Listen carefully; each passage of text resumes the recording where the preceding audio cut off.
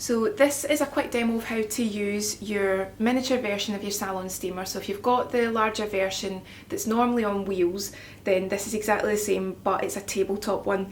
You must always make sure it's on a flat, stable surface.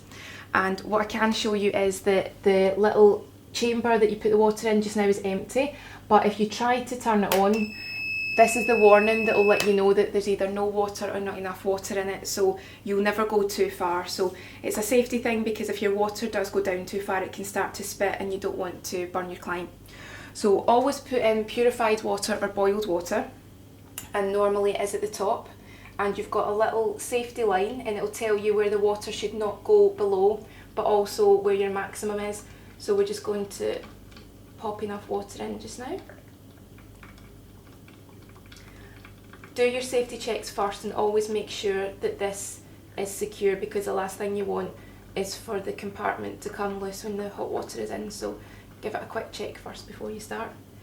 You'll also find that you have to allow the water just to trickle through, so take your time with this.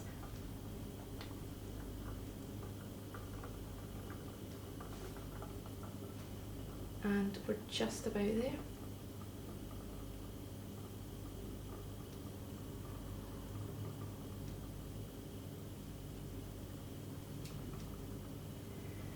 Right, so once we've done that, always make sure you put your lid on and click it securely, and then you are ready to turn this on. It's going to take a few moments to heat up, so we'll come back to you once the steam's coming out. Right, so it's only taken about 2 or 3 minutes, but that's the steam coming out of the facial steamer now. You can see that you can angle the steam. So we're going to get our client on the bed very shortly, and we'll show you exactly how we angle it to make sure that it's covering the full face. What you will also see is that the water is bubbling here, so that's exactly why you need it to be on a stable surface, and you don't want to be carrying it about when it's at this stage. And just to show you quickly just now, when it's time to use our ozone, watch how the steam intensifies. This is when you know that you've got the ozone on, and you'll only use this for the last 2 to 3 minutes of your facial steam, and only for certain conditions. If anyone has a lung condition or they have asthma, anything like that, then don't use the ozone option. So we'll turn that off and you'll see that we're back to normal steam again. So now we'll show you a demo on how we do this with our client.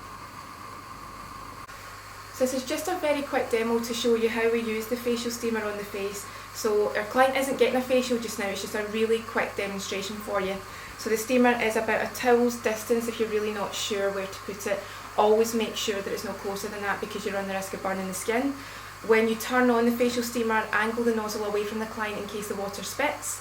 Also, when you're finished, before you switch it off, angle the nozzle away again, just in case the water level is dropping down and it spits. But you might not be able to see the steam here because it's quite faint on camera. So just to show you quickly with the ozone, you're making sure that the steam does hit the full face. Ask your client if they feel it's hitting one side more than the other and adjust it accordingly.